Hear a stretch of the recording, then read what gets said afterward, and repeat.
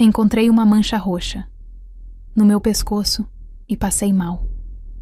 Meus pais me chamaram de depravada e que se eu estivesse grávida me jogariam na rua. Mas quando eu saí do hospital, eles ficaram pálidos. O teto do meu quarto nunca pareceu tão interessante. Ou talvez fosse a única coisa que eu conseguia encarar sem que minha cabeça latejasse com a força de 1000 tambores. Há dias eu estava assim, presa em um limbo de mal-estar, um nevoeiro denso que se recusava a dissipar.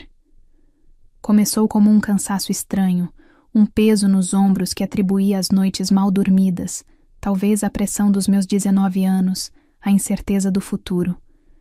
Mas o cansaço virou uma dor de corpo teimosa, daquelas que fazem cada osso doer, e logo evoluiu para uma febre baixa e persistente que me deixava coberta de suor frio. Eu me arrastava da cama para o banheiro. Cada passo uma batalha. A luz do sol que entrava pela janela, antes tão bem-vinda, agora feria meus olhos, forçando-me a manter as cortinas fechadas, vivendo em uma penumbra constante. Tentei explicar aos meus pais. Na primeira vez, minha mãe apenas estalou a língua, sem tirar os olhos da novela. Isso é preguiça, Lorena, ela disse, com a certeza de quem diagnostica uma alma. Você passa o dia todo nesse quarto com o celular na mão. É óbvio que vai se sentir cansada. Na sua idade, eu já ajudava sua avó em casa e ainda estudava. Tentei argumentar, minha voz saindo mais fraca do que eu pretendia. Mãe, é diferente. Minha cabeça dói muito. Eu sinto calafrios. Meu pai, sentado na poltrona, nem se deu ao trabalho de baixar o jornal.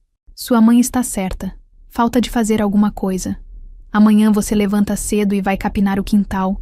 Vai ver como essa moleza passa rapidinho. Eles não entendiam. Para eles, eu era a imagem da juventude saudável. Qualquer desvio disso era um defeito de caráter, uma falha moral. Preguiça, moleza, frescura. As palavras ecoavam na minha cabeça, misturando-se à dor pulsante. No dia seguinte, eu mal consegui me levantar. O mundo girava violentamente toda vez que eu tentava firmar os pés no chão. O enjoo era constante, uma onda que vinha e voltava, deixando meu estômago revirado. Mãe, por favor, me leva no médico, implorei, encontrando-a na cozinha. Eu me apoiava na porta, sentindo minhas pernas tremerem. Eu acho que tem alguma coisa errada, de verdade. Ela se virou, com uma expressão de pura irritação. De novo essa história, Lorena? Você quer matar a gente de preocupação? Não tem nada de errado com você. É só uma virose, no máximo. Toma um chá que passa. Mas já faz dias, insisti, sentindo as lágrimas de desespero brotarem. Eu nunca me senti assim antes. Pare de drama, ela cortou ríspida. Não tenho tempo nem dinheiro para gastar com médico por causa de manha de adolescente. Se você estivesse realmente doente, estaria com uma febre de 40 graus, vomitando tudo. Agora, saia da minha frente que estou ocupada. Derrotada, voltei para o meu quarto, o santuário escuro que era também a minha prisão. Eu me sentia tão sozinha. Era como gritar por socorro dentro de um quarto à prova de som. Eles estavam ali, a poucos metros, mas não me ouviam. Não queriam ouvir. Passei o resto do dia na cama, alternando entre cochilos febris e um estado de vigília confuso, onde os sonhos se misturavam com a realidade. Eu sentia meu corpo lutando contra algo invisível, uma batalha interna da qual eu era apenas o campo de guerra. À noite, a febre piorou. Eu tremia tanto de frio que meus dentes batiam, mesmo debaixo de 3 cobertores. Minha nuca começou a doer de uma forma estranha, uma rigidez que eu nunca tinha sentido. Era difícil até mesmo virar a cabeça no travesseiro. O medo, um sentimento gelado e paralisante, começou a tomar conta de mim. E se fosse algo sério? E se eu estivesse perdendo um tempo precioso enquanto meus pais me acusavam de ser preguiçosa? Reuni o que restava das minhas forças e me arrastei até o espelho. Meu rosto estava pálido, com olheiras fundas e um brilho febril nos olhos. Eu parecia uma estranha para mim mesma. Foi então que, com o coração acelerado pelo esforço e pelo pavor, eu vi. Inclinei a cabeça para o lado, tentando aliviar a dor no pescoço, e a luz fraca do banheiro incidiu sobre a pele. Ali, logo abaixo da linha do meu maxilar, uma mancha. Não era vermelha como uma picada de inseto, nem amarelada como um hematoma antigo. Era roxa. Uma mancha de um roxo escuro, quase preto, pequena, mas inconfundível, como uma pincelada de tinta sombria na minha pele. Não doía ao toque, mas sua presença ali, silenciosa e sinistra, gritava que o tempo para chás e acusações de preguiça havia acabado. Algo muito, muito errado estava acontecendo comigo. Meu coração batia descompassado. Não só pela febre, mas pelo terror puro. A mancha roxa no meu pescoço era a prova. A prova de que eu não estava inventando, de que não era preguiça. Era a prova de que algo físico e real estava errado. Por um instante, uma fagulha de esperança se acendeu em meio ao meu desespero. Agora eles teriam que acreditar em mim. Agora eles me levariam ao médico. Com as pernas bambas, saí do banheiro e caminhei lentamente até a sala. A televisão estava ligada no mesmo volume alto de sempre, preenchendo a casa com as vozes de um programa de auditório. Meus pais estavam lá, sentados como duas estátuas no sofá, alheios ao furacão que acontecia dentro de mim. Mãe! Pai! Chamei, minha voz um fiapo. Minha mãe se virou primeiro, a impaciência já desenhada em seu rosto. O que foi agora, Lorena? Não pode ver que estamos assistindo? Eu preciso mostrar uma coisa, é sério. Aproximei-me, o medo fazendo meu estômago se contrair. Inclinei a cabeça, expondo a mancha sob a luz da sala. Olha, apareceu isso. O silêncio que se seguiu foi pesado e durou apenas 1 segundo, mas pareceu uma eternidade. Foi meu pai quem reagiu primeiro. Ele baixou o jornal. Seus olhos se fixaram no meu pescoço, e seu rosto se contorceu em uma máscara de nojo e decepção. Minha mãe se levantou de um pulo, os olhos arregalados. Ela se aproximou, quase encostando o rosto no meu pescoço, e então recuou como se tivesse tocado em algo sujo. Mas o que é isso? Ela sibilou, a voz carregada de uma fúria que eu não compreendi. Que pouca vergonha é essa? No seu pescoço, menina.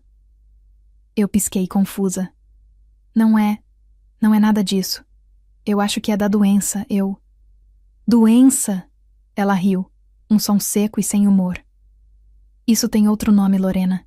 Isso é safadeza. Onde você andou se esfregando? Com quem você andou para aparecer com uma marca dessas? A ficha caiu, e o chão pareceu desaparecer sob os meus pés. Eles não viram um sintoma. Eles viram um chupão. A minha prova irrefutável de que eu precisava de um médico tinha se transformado, na mente deles, na prova de que eu era uma pessoa sem moral. Não. Mãe, não é isso.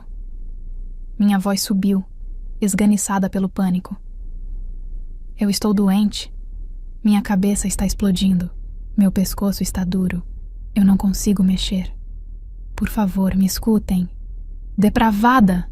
Ela gritou, a palavra me atingindo como um tapa. É isso que você é, uma depravada. A gente aqui se matando de trabalhar e você na rua, se prestando a esse papel, e essa sua doencinha de dias, esse enjoo. Meu Deus! Seus olhos se arregalaram ainda mais, uma luz de horror e acusação brilhando neles. Não me diga que você está grávida, Lorena. Pelo amor de Deus, não me traga essa desonra. A acusação me deixou sem ar. Grávida?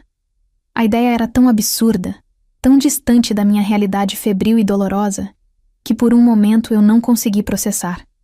Eu mal saía de casa, não tinha namorado. A minha vida era casa, estudos e alguns encontros com minha melhor amiga. Grávida? Claro que não, respondi, o desespero se transformando em indignação. De onde vocês tiraram isso? Eu estou doente, preciso de um hospital. Meu pai se levantou, o rosto vermelho de raiva. Chega de mentiras. A gente te dando tudo e você nos envergonha desse jeito. Se você estiver grávida, pode pegar suas coisas e ir embora. Nessa casa você não fica. Eu não vou criar filho dos outros, fruto da sua irresponsabilidade. Mas não tem criança nenhuma. Eu soluçava agora, as lágrimas escorrendo. É uma mancha, de doença. Por favor, me levem ao hospital. Eu estou implorando. Minha mãe caminhou até a estante da sala, abriu uma gaveta e tirou de lá uma caixinha. Ela a jogou em cima de mim com força. Era um teste de gravidez de farmácia. Então prove, ela ordenou, o queixo tremendo de raiva. Vá ao banheiro agora e faça isso. E pode ir pensando em quem é o pai, porque se essa sua doença for mesmo uma gravidez, você vai sair por aquela porta. E nem pense em ir a médico para confirmar essa vergonha. Não vou passar por essa humilhação. Eu olhava da caixinha para o rosto deles, incrédula. Eles preferiam acreditar em uma gravidez secreta, em um comportamento que eu nunca tive, a aceitar que sua filha poderia estar genuinamente doente. A dor da traição era 1000 vezes pior que a dor de cabeça. Eles não estavam apenas me negligenciando, estavam me condenando. Arrastando-me de volta para o banheiro, eu me sentia a pessoa mais suja e humilhada do mundo. Minhas mãos tremiam tanto que mal conseguia abrir a embalagem. Segui as instruções, o corpo todo dolorido, a cabeça a ponto de explodir. Cada segundo de espera foi uma tortura. O resultado, como eu sabia que seria, foi negativo. Um único traço claro. Com o teste na mão, voltei para a sala. Eles nem olharam para mim. Deu negativo, falei, a voz embargada. Agora, por favor, me ajudem. Minha mãe deu de ombros, sem desviar o olhar da TV. Esses testes podem falhar no começo. Ou talvez você só seja uma qualquer mesmo. De qualquer forma, não quero mais ouvir sua voz hoje. Vá para o seu quarto e reflita sobre a vergonha que você se tornou. A porta do meu quarto se fechou com um clique, e a escuridão me engoliu. Mas desta vez, não era um refúgio. Era uma tumba. Deitei na cama, o corpo queimando de febre, a alma congelada pela crueldade deles. Eles não iam me ajudar. Eu poderia morrer ali. E a última coisa que eles pensariam de mim é que eu era uma vergonha.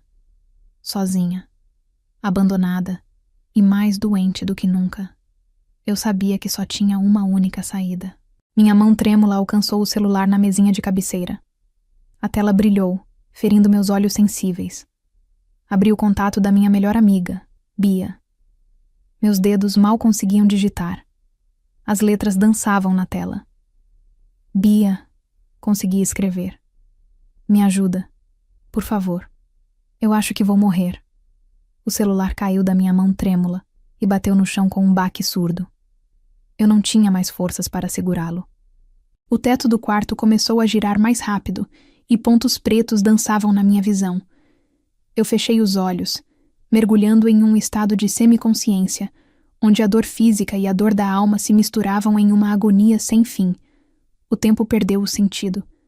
Podem ter se passado minutos ou 1 hora, eu não saberia dizer.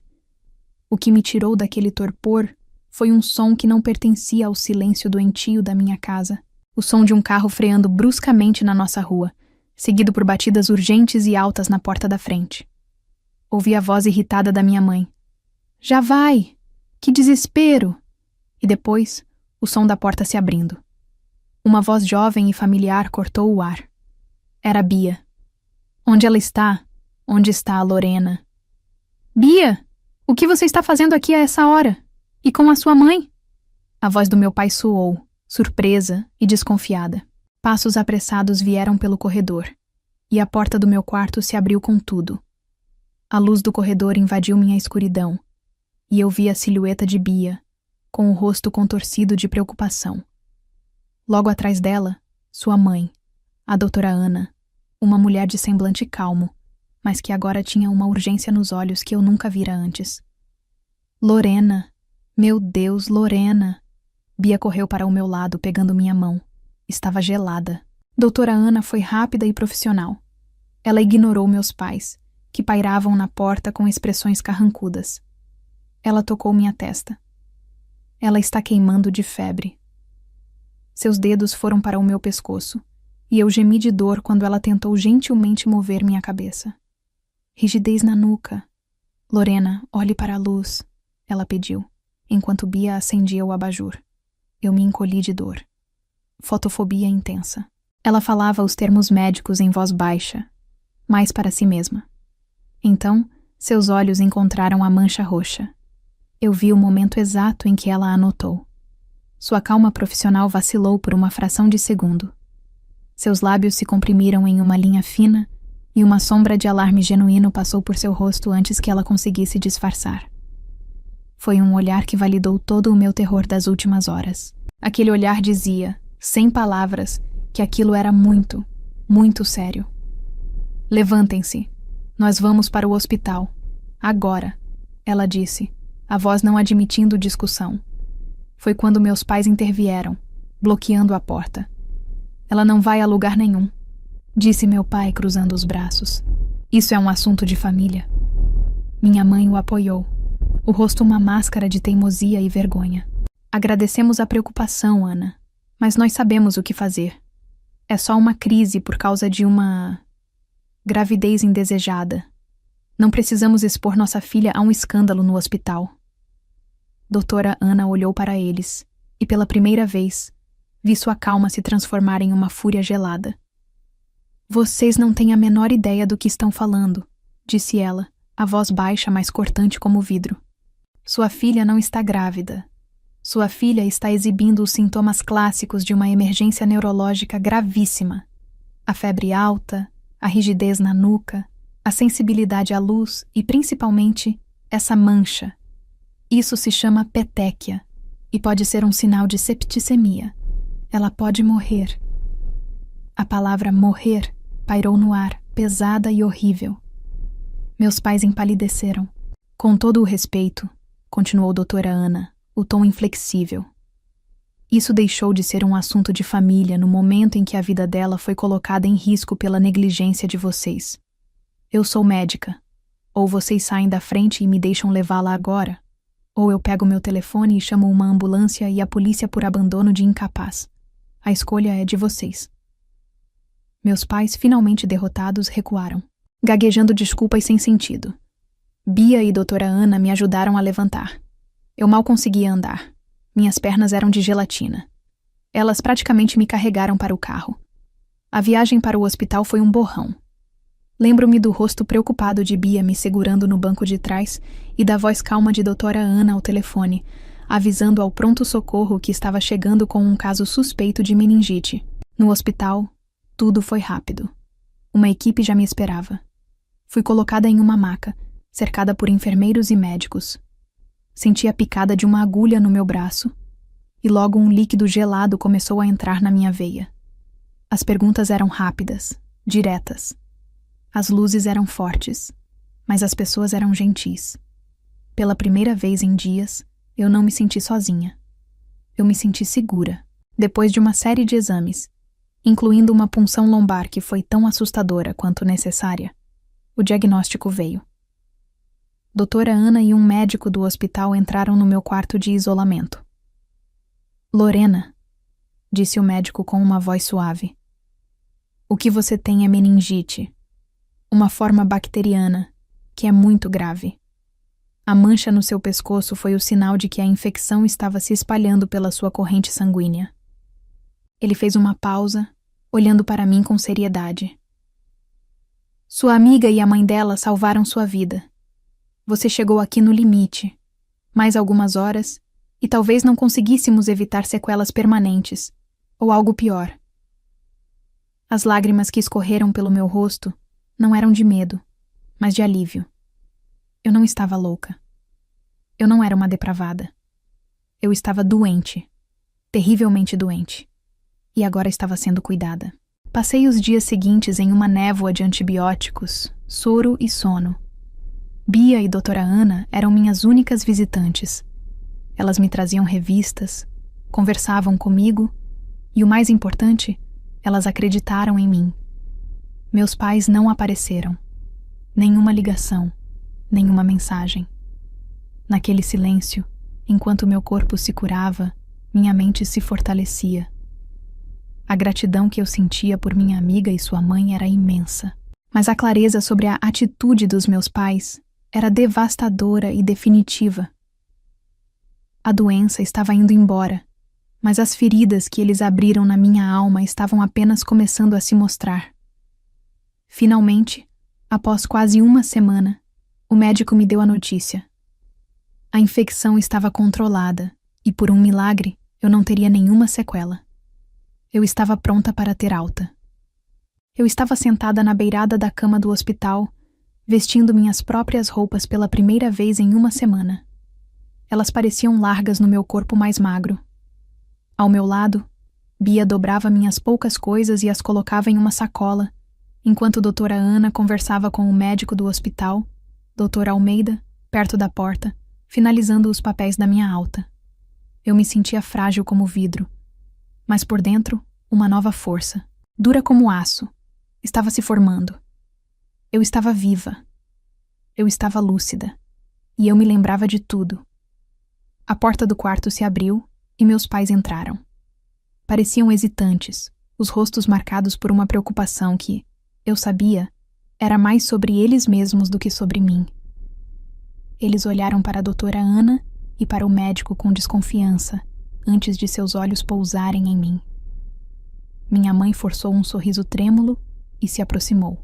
Filha, que bom que você está melhor. Ela começou, a voz baixa e cautelosa.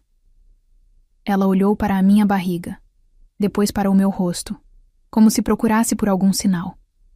Então, em um sussurro que ela pretendia que fosse apenas para mim, mas que ecoou no silêncio do quarto, ela fez a pergunta que selou o destino da nossa relação para sempre. Então, você perdeu o bebê? O ar gelou. Bia parou de dobrar uma camiseta, o queixo caído em incredulidade. Doutora Ana fechou os olhos por um instante, como se sentisse uma dor física. Doutor Almeida, que ouviu perfeitamente, baixou a prancheta lentamente e olhou para os meus pais com uma expressão de total espanto. Perder o bebê? Disse o médico, a voz calma, mas carregada com o peso de uma autoridade inquestionável. Do que os senhores estão falando? Meus pais se encolheram sob o seu olhar. É que ela estava passando mal. A gente pensou, gaguejou meu pai, sem conseguir terminar a frase. Deixem-me esclarecer, continuou o Dr. Almeida, dando um passo à frente. A filha de vocês não estava em nenhum momento grávida. A filha de vocês deu entrada neste hospital com um quadro de meningite meningocócica, uma das infecções bacterianas mais perigosas e fulminantes que um ser humano pode ter. A mancha no pescoço dela era um sinal de septicemia. Isso significa que a infecção estava no sangue dela, envenenando-a de dentro para fora. Ele fez uma pausa, deixando as palavras pesarem no ar. Meus pais ficaram lívidos. A cor sumiu de seus rostos, deixando-os com uma palidez de cera. A Lorena me contou tudo, prosseguiu o médico, o tom agora mais duro. Contou que implorou por ajuda durante dias. Contou que vocês a chamaram de preguiçosa e depravada. Ela quase morreu, senhores. Se a doutora Ana não a trouxesse para cá no exato momento em que o fez, a conversa que estaríamos tendo agora seria sobre danos cerebrais permanentes, surdez, amputações, ou sobre o funeral dela. Cada palavra era um prego no caixão da imagem que eles tinham de si mesmos. Minha mãe levou a mão à boca, um soluço seco escapando. Meu pai parecia ter envelhecido 10 anos em 10 segundos. Eles finalmente entenderam, não a gravidade da minha doença, mas a magnitude do erro deles. Foi a minha vez de falar. Minha voz saiu mais firme do que eu esperava. Eu não vou voltar para casa com vocês. Eles me olharam, os olhos arregalados de pânico. Filha, por favor, começou meu pai. A Bia e a doutora Ana me ofereceram um lugar na casa delas até eu me reerguer. E eu aceitei. Continuei, olhando para as 2 mulheres que se tornaram minha verdadeira família. Elas assentiram, me dando apoio. O serviço social do hospital também conversou comigo. Me explicaram meus direitos. Eu respirei fundo. Eu decidi entrar com um processo contra vocês, por negligência. O queixo da minha mãe caiu. Meu pai cambaleou para trás, como se tivesse sido fisicamente empurrado. Pálidos era pouco. Eles estavam lívidos, fantasmagóricos. Não, filha, perdão. Pelo amor de Deus, a gente não sabia. Minha mãe choramingou, estendendo a mão para mim. Nós erramos, fomos horríveis, mas somos seus pais. Perdoe a gente. Eu me levantei, apoiando-me em Bia.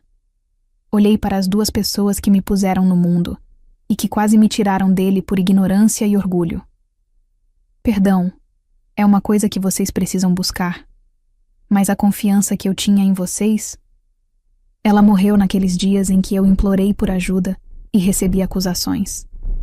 Virei-me e, com a ajuda da minha amiga e de sua mãe, caminhei para fora daquele quarto, sem olhar para trás. Os meses seguintes foram de reconstrução. Morei com Bia e doutora Ana, que me deram um amor e um cuidado que curaram mais do que qualquer antibiótico. Assim que tive forças, arrumei um emprego de meio período em uma livraria. Guardei cada centavo. O processo legal seguiu seu curso, não por um desejo de punição, mas por uma necessidade de validação, para que ficasse registrado que o que eu passei foi real e foi errado. Eventualmente, consegui alugar um pequeno apartamento, um lugar só meu. Meus pais às vezes ligavam. As vozes eram mansas, cheias de um arrependimento que, para mim, sempre chegaria tarde demais.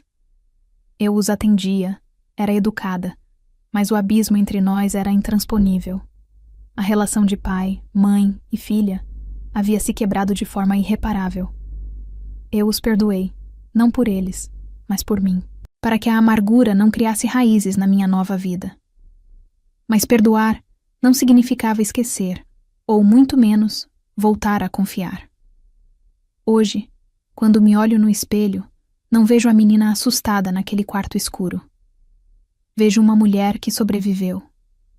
Uma mulher que aprendeu da forma mais dura que a família que importa é aquela que te ouve quando você grita em silêncio e que te resgata quando você não tem mais forças. Eles não destruíram meu futuro.